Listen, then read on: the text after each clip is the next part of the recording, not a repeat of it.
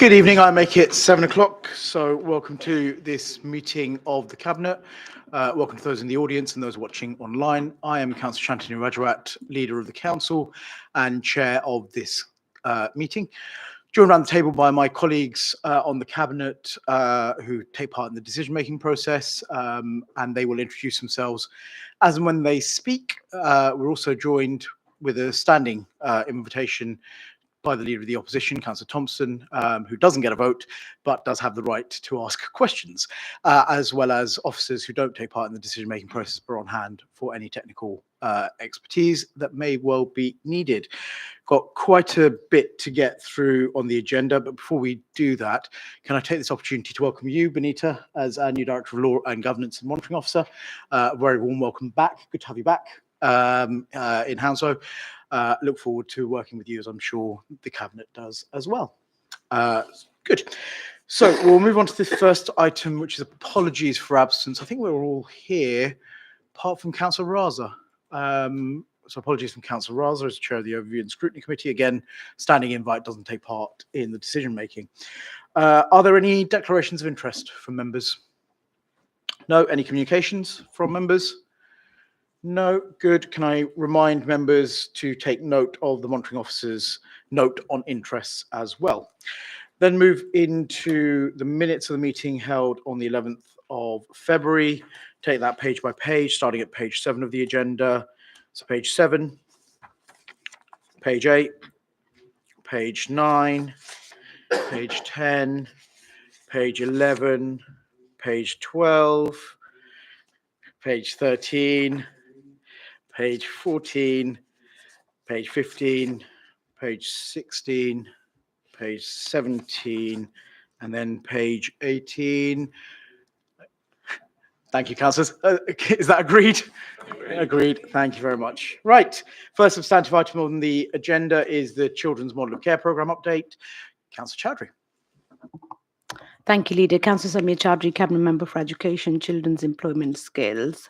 So, Children's Model of Care Programme update. I think we have seen few reports before in the Cabinet as well. This is the third one, as this is linked to our corporate priorities. So, this report provides an update on the work completed under the Tranche 2 of Children's Model of Care Programme, which covered the start and the design phase of several projects, including new residential children's home, fostering sufficiency and supporting families, target operation model, and the build and implementation of the phase family hubs and workforce development projects. Additionally, the Sand Children's Home and the short break reprovision and the West London residential projects are progressing steadily from concept of start phase. The progress achieved with these projects and their associated expected benefits continue to validate the program's approved strategic business case. And you can see on page 21 the report where it says that children's and families feeling valued and empowered with increased opportunity to influence decisions and that affects their lives through, for example, implementation of family group conference, introduction of family support coordinator, and streamlined early help assessment. So reduced level of obesity amongst the reception age children. So this has been really good work happening. Recommendation for this report is on page 19 to 20, 1 to 5. Now move the report. Thank you. Thank you very much. I'll formally second the report and reserve my right to speak. It's now open for questions and comments. Anyone? Councillor Thompson. At our recent Borough Council, I was at the end quite rightly taken to one side by Councillor Chowdhury, who criticised the fact that in all the excitement of council tax setting, I think you said not a word was actually said about this key and vital area of social care. And that's, I suppose, the reality of setting the Borough Council and all the politics that go with it. But just to say, obviously, the concept of Save to Invest is one we would fully endorse. And behind all the words and the the numbers and the financial stuff, we are looking at a program that would increasingly help children and help to transform their lives. So fully happy to endorse it and fully happy to recognise what a vital and perhaps not sufficiently discussed area adult and children's social care is. Thank you. Thank you, Councillor Thompson. Councillor Bath. Yeah, thank you. Absolutely right. What Councillor Peter Thompson has said. It's an area that doesn't get a lot of attention, but I just wanted to. I welcome all the sort of improvements that have been made and all the work that has been done in the area. But I actually just wanted to pick out. Actually, in terms of our family hubs, it's really good to see that we're getting the footfall, because I think that's going to be really important in terms of getting that help for families very early on. So that it's really good to see that. Thank you. Thank you. Anyone else? Councillor Chowdhury, do you want to sum up? Thank you so much. Thank you, Councillor Thompson. I think the other day I just felt there would have been something about the children's and young people, but thank you so much. No, thank you. I would like to say thank you to all the staff who've been doing amazing work with these projects. It has been hard work for everyone, but they've been doing an amazing job. Thanks. Brilliant. Thank you. Completely endorse all of that. So the recommendations on this report are on page 19. Over onto page 21 to 5. Can I see all those in favour? That is unanimous. Thank you very much. Councillor Chowdhury, we're back to you for the Youth Skills and Employment Guarantee Programme transition. Thank you so much. I think this is another exciting one, which I think with the timeline, if you think about the timing, it's been really good that it's going to be back into the business as usual. The report seeks Cabinet approval to formally move the Youth Skills Employment Guarantee to business as usual following the inclusion of the programme delivery. A lot of the good work we have done, this obviously started as our corporate Council's corporate plan ambitions for Hounslow for 2022 to 2026 for Thriving Hounslow, demonstrating a real commitment to provide young people with the right start of life. So the work carried out across a series of projects supported and facilitated positive outcome for residents with key successes, including a successful launch event of the Council Youth Guarantee held in June 2023, attended by 130 people and featuring on web landing pages. So establishment of an opportunities alliance to build relationship with local employers and integrate their voice into the Hounslow Skills System. A launch of a new customer relation management system to expand access to external apprenticeships opportunities, expansion of supported internship for young people in the borough with SEND through Project Search. A Finding Future event for World Skills Day held in partnership with Sky, the Marriott and Brentford FC. And I myself have attended a few of these events and spoken to the young people and have had a really, really positive feedback. So recommendations, we've got to approve the move of the Youth Skills Employment Guarantee Programme to business as usual and approve the return of 26k underspend in the programme budget to One Hounslow Transformation Reserve. Thank you. Thank you, Councillor Chowdhury. Considering you started the project, Councillor Bath, do you want to second it?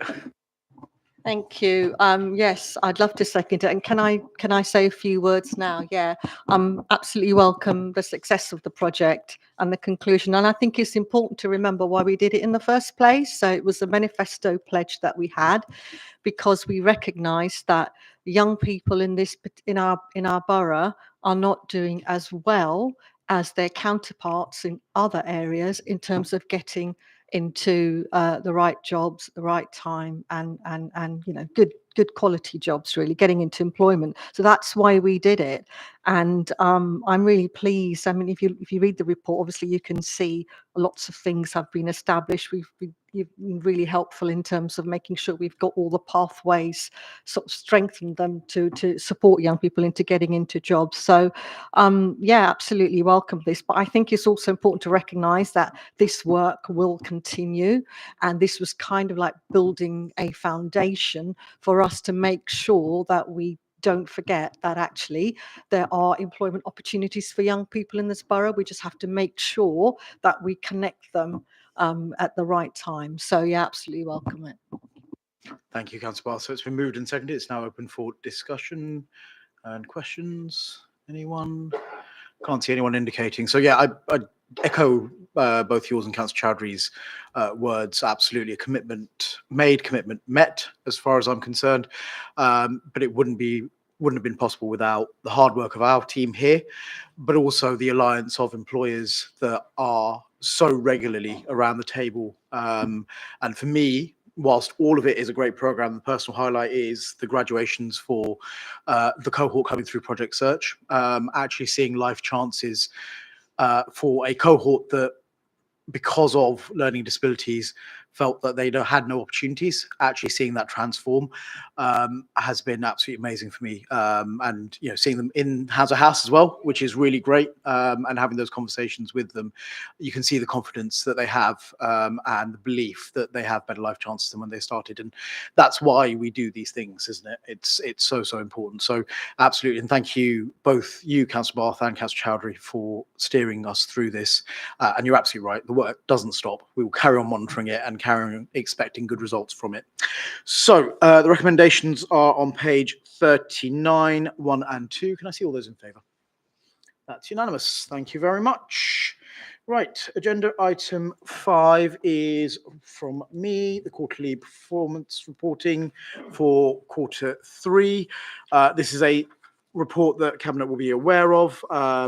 It is important to track our performance against the corporate plan and make sure we are delivering. It's not a excuse to greenwash a report. It is a very honest assessment of where things are going well, where things need a bit of a nudge, and where there are reasons for things not going as well as they possibly could be, and trying to address those both within portfolio areas, but also across the Cabinet. We all take ownership of this, and that's really important as well. So as I say, standard report, very happy to take any questions on it or any comments on it. Councillor Bruce, you can second it? Very happy to second, and will reserve my right to speak. Good. Okay, it's been moved and seconded, and we will go to Councillor Thompson first, then Councillor Dunn. Again, I think I've said before, it's always my job to focus on the red, but actually just to say, because I'm feeling quite charitable today, it does show that across many areas of the council, our officers are delivering well on areas and services that matter to people. So that's worth celebrating and making public. I think last time this came forward, I raised the issue of the EV charging, and it says within the report the new contract and stuff will be in place 100% by spring. Well, we're in spring, I think. So just wondering depends how you measure it. In terms of the Met Office, we're in spring. So just wondering where that one was. And then the other one, I'll just do 2 tonight, is to ask about the pavement pledge. So obviously that was generated lots of excitement, and ward councillors across the borough put their nominations forward, and all that stuff was collated a while ago. I don't quite understand the comment in the report where it says works likely to commence early 25/26. So it seems to imply that work will commence sometime over a 18-month or a long period, which I suppose it has to in some ways, but just a bit of clarity on that one, please. Thank you. So thank you, Councillor Thompson. Councillor Dunn, do you want to come in at this and respond to the EV one? Yeah. Thank you, Councillor Catherine Dunn, Cabinet Member for Climate, Environment and Transport. Yes, happy to address the EV points. I mean, I think I've said before, we're aware there have been delays on that programme, but I'm still very confident that it will be delivered. Obviously, this is the quarter 3 reporting. So what is being shown here is up until December. Since then, two awards have been made, and we're not quite in a position to announce those yet, but I hope that we will be in the next few weeks for the fast and rapid chargers, and there is one further procurement ongoing. So hopefully by the next time we have this report, there'll be much better news that we're able to actually put into the report, or at least I'll be able to update cabinet members and other members and the public on. Yeah, I mean, my other point, the thing as you know, I like to look at some of the positive stuff, as well as obviously addressing somewhere things have maybe slipped. On the positive side, today, I mean, I have spoken about it before, about the SUDS, the Sustainable Urban Drainage Schemes, and we're pushing ahead with those and have several more of those projects completed. And last week I was lucky enough to go and visit Smallby Green Primary School in my ward, where they have a SUD scheme that has been implemented. They have a rain garden, and I went along with colleagues from Thames 21, which is the organisation that we're working with to deliver some of these schemes. We're doing others with the Environment Agency. And we spoke to a year 3 class, year 3 conifers class, as they're known, and they were so knowledgeable. I mean, you know, Toby from Thames 21 asked a question, who knows what a rain garden is and how it works? And this tiny child put up her hand and answered perfectly. So it just goes to show, because they've got that at their school and they saw it being implemented, and they, you know, were able, have seen the plants growing, and they understand how it works, and they all had a great enthusiasm for it. And we did messy experiments filtering water through sand and soil and all kinds of things, and then they showed us both their rain garden and their pond, and also the many planters and water butts and things they have at the school. So it was really great to see, and obviously would recommend everyone gets out and about to actually see these things, because it brings it to life much more than reading about it in a report. Thank you, Councillor Dunn. And actually, residents love them. They absolutely love them. Although playing with water and sand, and that sounds like a bit of an away day theme. Yeah, a bit of an icebreaker. Yeah, something I would want to do. Good. Is there anyone else that wishes to speak? So, in summing up, I'll just respond to your second question, Councillor Thompson. My understanding of it, and I'm happy to get a further update, is the final spec and contract with Hounslow Highways to deliver it is being finalised. So I think we're very, very close to actually starting the project. The reference to 25-26 is, you're absolutely right. It will need to be in a phased way. There are some longer roads, some shorter roads, stretches of pavement, and so it needs to be done in a phased way so that we absolutely deliver the programme properly and once, basically. So yeah, if you need any more, by all means, drop me an email. Yep. Good. Okay, the recommendations on this are on page 48, 2.1 and 2.2. Can I see all those in favour? That is carried. Thank you very much. Right, we then move on to agenda item 6, Public Space Protection Order, Alcohol-Related Antisocial Behaviour. Councillor Sidhu. Thank you, Councillor Raghuvinder Sidhu, Lead Member for Public Safety, Regulatory Services and Enforcement. Implementation of Public Space Protection Order, Alcohol-Related Antisocial Behaviour. The report is on page number 71 to 111. Recommendations and summaries on page number 72. As we all know, that Hounslow is a very low crime borough compared to the other boroughs in London. We are below average. Our ambition for the borough is to continue being a low crime borough, improving feeling of safety, and to make sure Hounslow is a safe place to live, work, play, study, and visit. Our corporate plan and safer community strategy set out how we are delivering our ambition.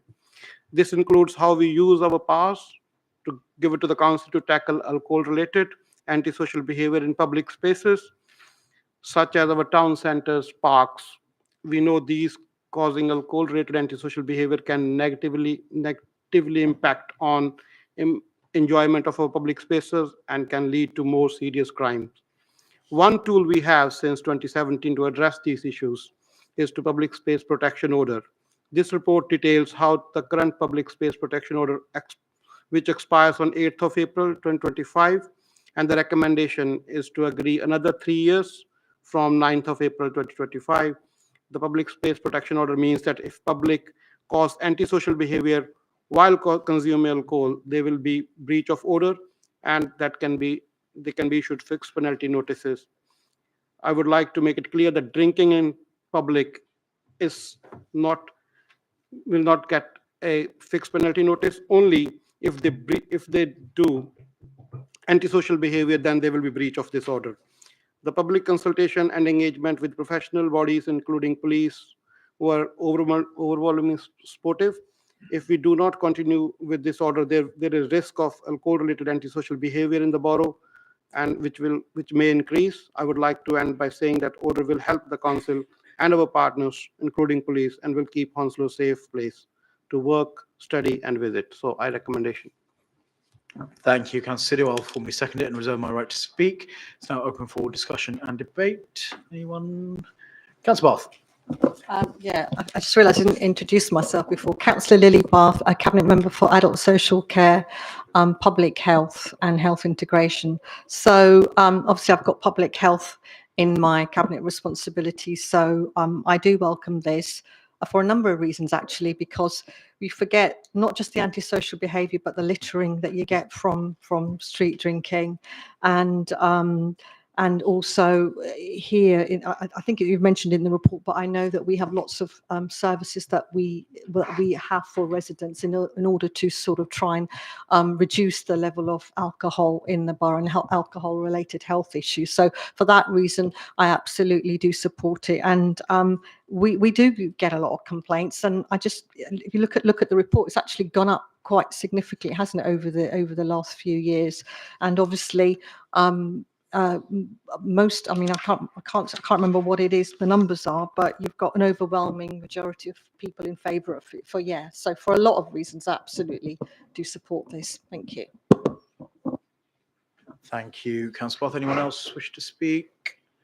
Councillor Thompson, sorry. Sorry, yeah, again, happy to support the principle and the concept, but I do note that actually the number of sort of incidents is increasing, and I suppose that's a good story, isn't it? Is that good? Because that means we're cracking down more, but there's still obviously it's still a big issue, isn't it? So hopefully with the sort of continuation of this policy, we could actually, I suppose, see more, or ideally see less, ASB incidents, because we actually want people to stop and there to be a cultural change. So yeah, fully endorse the work of the department in this area. Yeah. Thank you, Councillor Thompson. Councillor, do you want to sum up? Yes, thank you. The OPCO will be issuing the tickets, fixed penalty notices, and there were 108 responses came in, and 92% people were in favor of this, which with overwhelming majority. So thank you. I ask for recommendation to be approved. Okay. Recommendations on this are on page 72, 1.1, 1.2. Can I see all those in favour? That is unanimous. Thank you very much. Right, agenda item 7 is the initiation of the Corporate Services Contract Review Project, which is one of my reports. So Cabinet will be aware that we have a corporate services contract with Liberata, which is soon going to be coming to an end. It's a good opportunity as that happens to look at the whole service and see what's good, see what's not worked so well, and try and think about solutions. So this report is not that bit of work. This is just the authority to start the work and allocate some money from the One Hounslow Transformation Reserve to enable project mobilisation, and then that will lead to an outline business case, which will come back to Cabinet. So a fairly straightforward report, which I formally move. Yes, and I'm happy to second and reserve my right to speak. Good. It's open for discussion debate. Councillor Thompson. It is, as you say, a very straightforward report. You're asking to draw down just under £500,000 to look into a service that costs 8 million. And as the report says, it's not possible to, with any certainty, to say what possible benefits. I suppose I'm just trying to fish slightly, and I'm rather hoping that any benefits we get from this process will be costing us less than £500,000. It also mentions in the report that this would involve using outside consultants. I say, at this stage, do you have any sense of how much of that £500,000 would be going in that area? Again, you know, my history, I've got no problem in principle with the use of outside consultants, but, you know, times are tough, and just like to know where we're spending it. It is good that we are using, obviously, as the report says, in-house expertise and skill, but it's not a small amount of money, and it's not, compared to what the council does, it's not actually a massive budget area, is it? 8 million. So half a million to review and 8 million. I think we have to have a real sense that there are going to be some real savings, and I suppose more importantly, improvements to the service for residents again.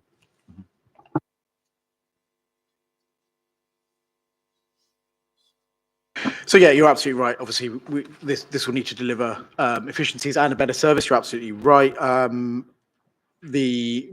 Obviously, if we don't use the whole budget that we're allocating, it will go back, and the WISEG transition report puts some money back in, which is good. I'll be honest with you, Councillor Thompson, I don't know how much of that will go towards the consultancy, but we can write to you separately about that. But what I will say is the work that they do will have a very clear set of parameters and deliverables around what they want to do, and you'll see some of that come out in the outline business case, which will need further scrutiny anyway. So it's early days at this point. Good. The recommendations on 113, 1, 2, and 3. Can I see all those in favour? That's unanimous. Thank you very much. Right. Agenda item 8, Childcare Sufficiency Annual Report 23-24. Councillor Chowdhury. Thank you. Childcare Sufficiency Annual Report. We are required to produce a survey every year. This is about the sufficiency of childcare places across the different type of childcare provision, including day nurseries, school nurseries, classes, preschools, and childminders. So this report is for 23 to 24. We've got some key challenges for the local authority and childcare providers highlighted here, but with that we've got some other findings as well, which if you can see on page 125, that all primary and infant schools were judged to be good outstanding, with 10 schools judged as outstanding. So 91% of day nurseries and preschools were graded as good or outstanding, with 14 judged to be outstandings, and 88% of registered childminders were graded as good or outstanding, with 7% judged to be outstanding. 10% were waiting their inspection at that time. But overall, if you see, this is a really good report. I think we all understand the challenges, but there has been a very good work happening as well. And with the childcare places for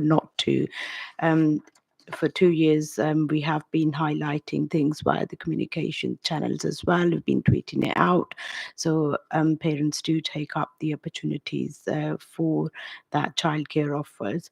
So with this, the recommendation is to approve the 23-24 Childcare Sufficiency Annual Report for publication on the council website, please. Thank you. Thank you, Councillor Chowdhury. Councillor Bruce, do you want to second it? Very happy to second. Reserve my right to speak. Okay, it's open for discussion, debate. Any questions? Councillor Thompson. Just to pick up some of this, what you say, it is a challenging area, and I think we all recognise this is a national problem.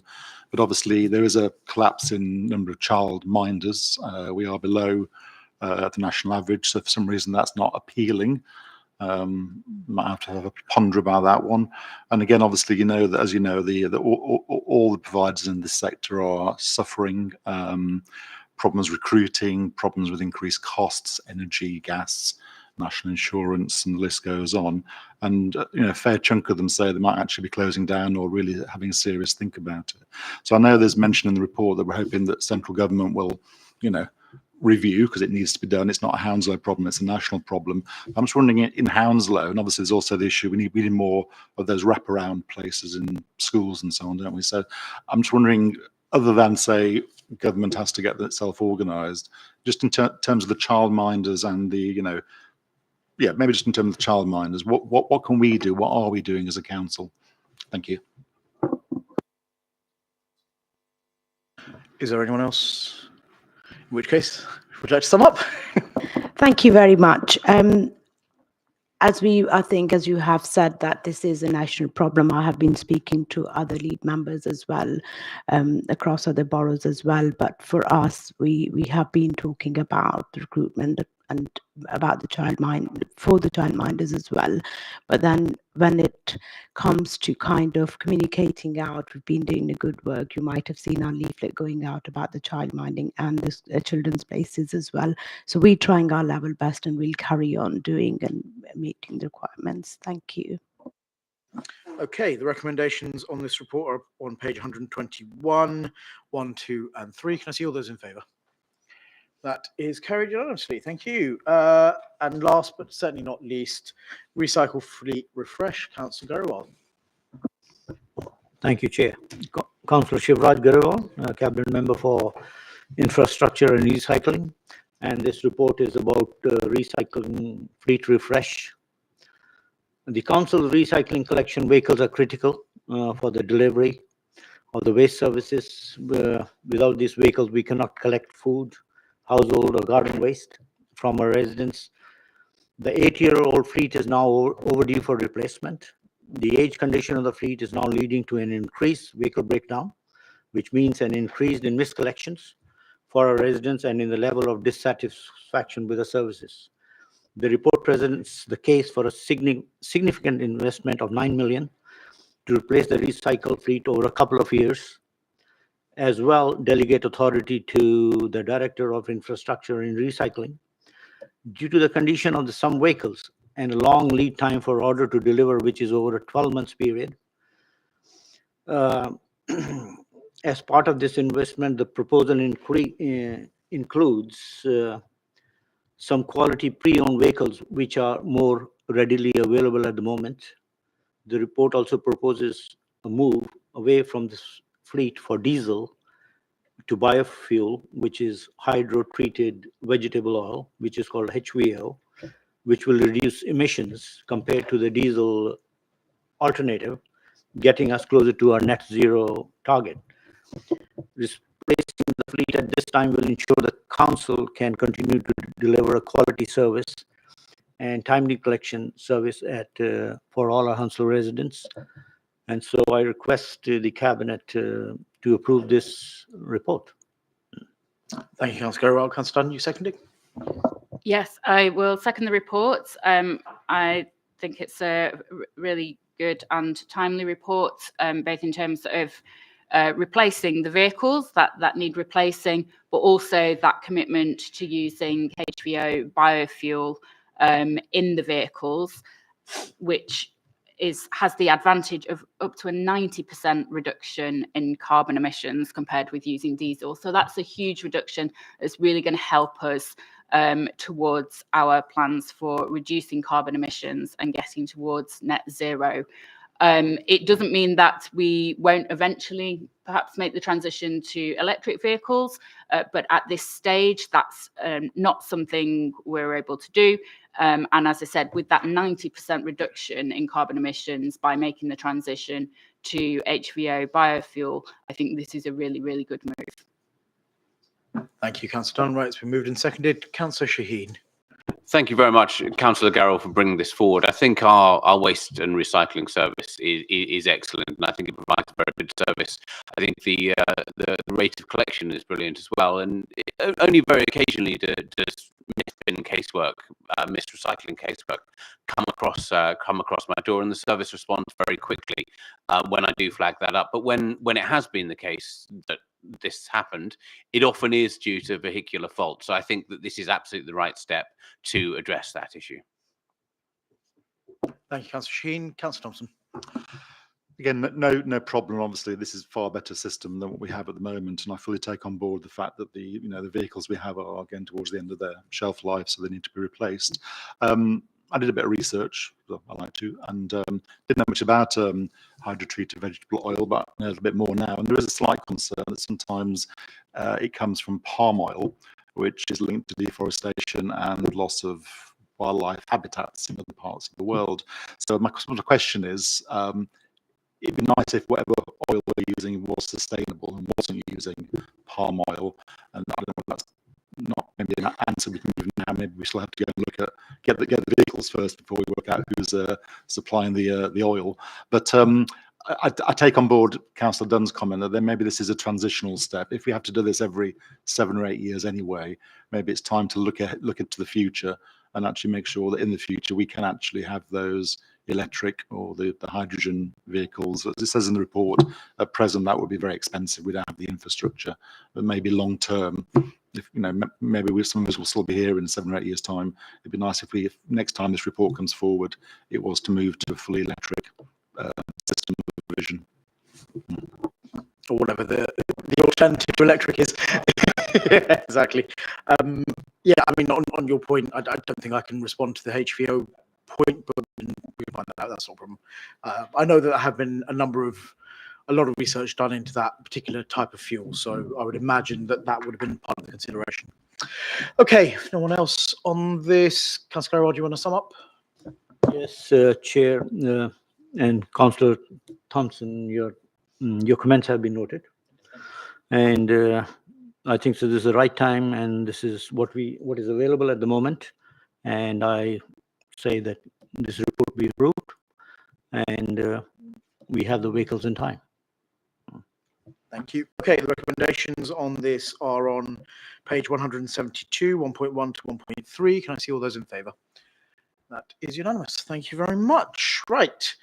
I have not had any referrals from any other council committees, and I've not had any urgent business. The date of our next meeting is Tuesday, the 15th of April, same time, same place. Thank you all very much. Thank you for being online. Have a very good evening.